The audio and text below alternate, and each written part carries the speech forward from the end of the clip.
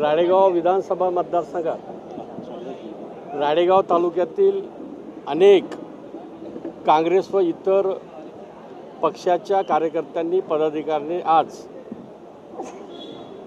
भारतीय जनता पार्टीचे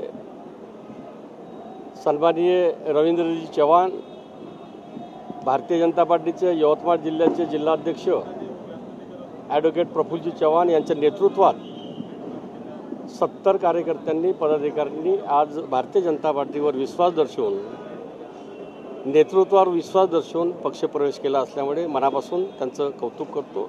येणाऱ्या काळामध्ये राळेगाव तालुका राळेगाव विधानसभा मतदारसंघामध्ये 100% भाजपा हा संकल्प ठेवून सर्वांनी प्रवेश केला असल्यामुळे त्यांचं मनापासून अभिनंदन करतो। बाजार समिती असेल, सरपंच असतील, मोठ्या प्रमाणात पक्षप्रवेश होतोय, काय एकंदरीत कारण आहे काँग्रेस सोडून भाजपमध्ये येण्याचं?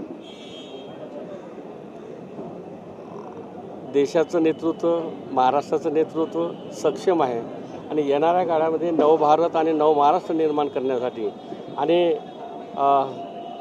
सेवा करण्यासाठी हा संकल्प केला असल्यामुळे येणाऱ्या काळामध्ये 100% भारतीय जनता पार्टीच हाच संकल्प ठेवून येणाऱ्या हो घातलेल्या स्थानिक स्वराज्य संस्था असो, नगरपंचायत असो, नगरपालिका असो, कृषी उत्पन्न बाजार समिती असो, या ठिकाणी 100% भारतीय जनता पार्टीचा झेंडा 100% लहरला जाईल एवढं मी आश्वासित करतो। सर, एक वेगळा प्रश्न होता, राज्यामध्ये पावसाचं सावट मोठ्या प्रमाणात आहे, मान्सून वेळेआधीच आला आहे, दुर्गम भागामध्ये विशेषतः आदिवासी भागांमध्ये सुद्धा प्रचंड त्रासाला सामोरे जावं लागते। आदिवासी मंत्री म्हणून तुम्ही काय आदेश दिलेले आहेत का? महाराष्ट्राचे मुख्यमंत्री देवेंद्रजी फडणवीस यांच्या नेतृत्वात आदिवासी विभागामध्ये जर काही अशा अडचणी आल्या असेल तर आदिवासी विकास मंत्री म्हणून मी निश्चित लक्ष देऊन तात्काळ मदत आणि सहकार्य होईल।